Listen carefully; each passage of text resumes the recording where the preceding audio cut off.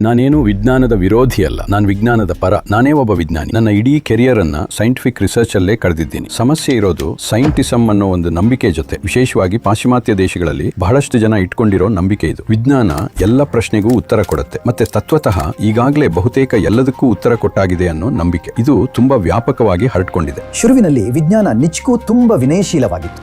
ನನಗೆ ಗೊತ್ತಿಲ್ಲ ಅನ್ನೋದೇ ಅದರ ಆರಂಭ ಆಗಿತ್ತು. ಇಲ್ದಿದ್ರೆ ಸಾಂಪ್ರದಾಯಿಕ ನಂಬಿಕೆಗಳು ಎಲ್ಲಾ ತರದ ಉತ್ತರಗಳನ್ನು ಕೊಡ್ತಾ ಇದ್ವು. ಯಾರು ಬೇಕಾದ್ರೂ ಅದನ್ನ ಒಪ್ಕೊಳ್ಬಹುದಿತ್ತು. ಉದಾಹರಣೆಗೆ ಭೂಮಿಯೇ ಕೇಂದ್ರ ಅಂತ. ಹೀಗೆ ಆ ಎಲ್ಲದರಲ್ಲೂ ಉತ್ತರಗಳು ಇದ್ದೇ ಇದ್ವು. ಆದ್ರೆ ಆಗ ಒಬ್ಬ ವಿಜ್ಞಾನಿ ಕೈ ಎತ್ತಿ ಹೇಳಿದ, ನನಗೆ ಖಚಿತ ಇಲ್ಲ, ನನಗೆ ಗೊತ್ತಿಲ್ಲ ಅಂತ. ವಿಜ್ಞಾನ ಶುರುವಾಗೋದೇ ಮೂಲತಃ ಈ ವಿನಯಶೀಲತೆಯಿಂದ.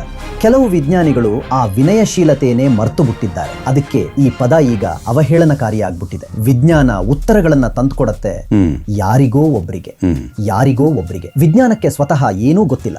ವಿಜ್ಞಾನ ಅನ್ನೋದು ಕೇವಲ ಒಂದು ಮಾಧ್ಯಮ ಅಷ್ಟೇ. ಹೌದು, ಯಾರೋ ವಿಜ್ಞಾನದ ಹಿಂದೆ ಅಡಕೊಂಡು ಹೇಳ್ತಿದ್ದಾರೆ ವಿಜ್ಞಾನಕ್ಕೆ ಉತ್ತರ ಗೊತ್ತಿದೆ ಅಂತ. ಇಲ್ಲ, ವಿಜ್ಞಾನ ಕೇವಲ ಉತ್ತರಗಳನ್ನ ತಂದುಕೊಡತ್ತೆ. ಆ ಉತ್ತರ ಪಡ್ಕೊಳ್ಳೋನು ನೀನು. ಆ ಉತ್ತರ ಇಟ್ಕೊಂಡು ನೀನೇನ್ ಮಾಡ್ತೀಯಾ ಅನ್ನೋದು ಸಂಪೂರ್ಣ ಬೇರೆಯದೇ ವಿಚಾರ.